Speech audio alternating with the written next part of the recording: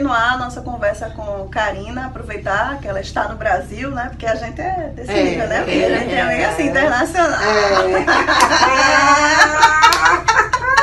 E aí a gente vai agora falar sobre um assunto, que é um assunto bem sério, bem importante, mas desse jeito, né? Que a gente costuma conversar. Não é isso, amiga? É verdade. Algumas pessoas nos perguntaram o que é que nós fazemos, né? Deixa eu explicar. Eu sou psicóloga, para quem não sabe ainda.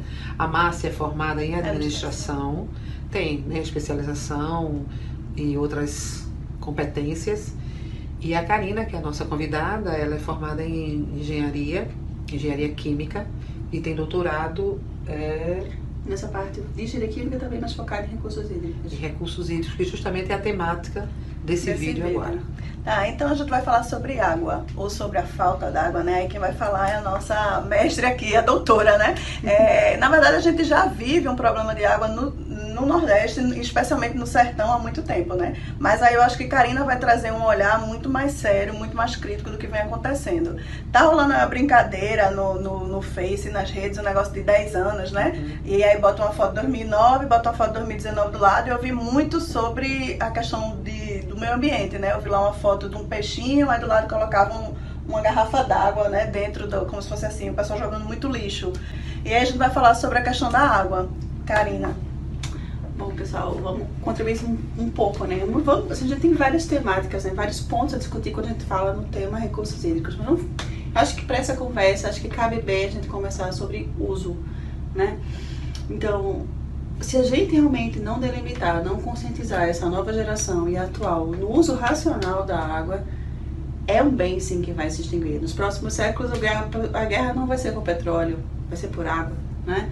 Então, assim, é uma coisa boba, mas, por exemplo, minha filha tá tomando banho, hoje ela tem 2 anos e mais ou menos meio, e a gente toma banho, tem ela, mamãe, eu quero ficar aqui no banho mais tempo com a água aberta. Eu falo, não, filha, porque muito tempo com a água aberta vai faltar água para um outro bebê. Assim, essa questão muito mais educacional, né?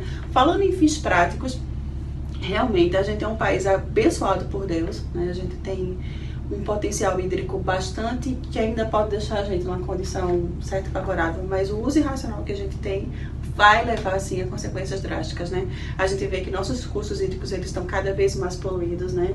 Falando de praia, gente, a quantidade de absurdo que você vai, inclusive, eu acho uma campanha bem interessante que fizeram pelo Zap, vá na praia e recolhe ao menos 3 garrafas plásticas ou 3 peças de plástico, enfim. Porque tudo isso chega à vida marinha, né? Então a gente tem, assim, casos e mais casos de morte de animais de toda a cadeia alimentar marinha. É tartaruga com plástico no estômago, enfim, é tudo, né? Então, assim, peixe, né? E aí tudo isso é difícil. Então, assim, realmente a gente precisa acordar.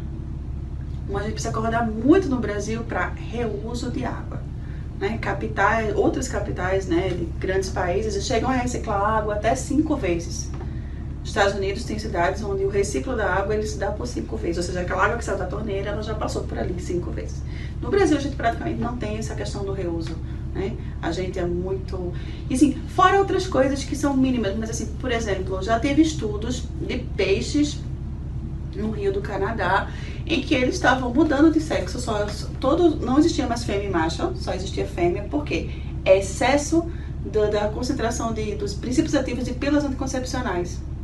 Então tem uma coisa chamada micropoluente, que a sociedade como toda ainda não dá conta. A gente está falando da questão da consciência de você não ter uma garrafa. No último problema de seca que teve aqui, minha gente, chegou até a geladeira, né? O pessoal colocava geladeira no rio, né? Então, assim, a gente tá falando de uma consciência maior, não polua com garrafas PETs, com coisa e tal. Mas uma coisa também muito crítica é essa nova poluição que vem, que ela não é visual. Que os tratamentos convencionais adotados pelas companhias de tratamento de água não resolvem, que são os micro e até os nanopoluentes.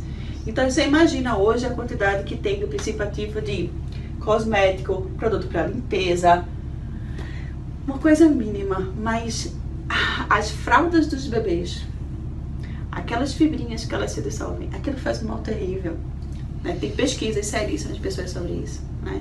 Então, assim, eu poderia ficar falando 1.500 coisas, mas acho que cabe deixar uma palavra chamada conscientização, sim, né? Tanto no uso quanto na não poluição, né?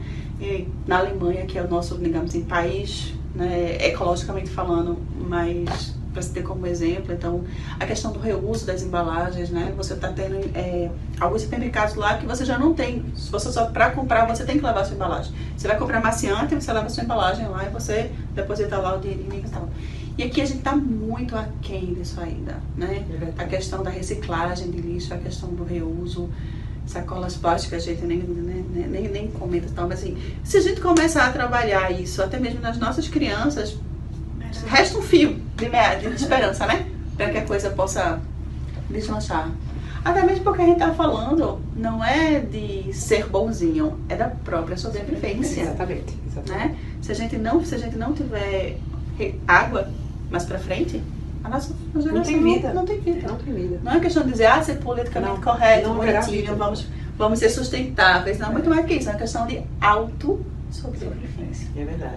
E você? O que é que você tem feito em relação a isso? Queremos ouvir aí sua opinião, tá? Deixa aí nos comentários, curta, compartilhe, vamos aí divulgar.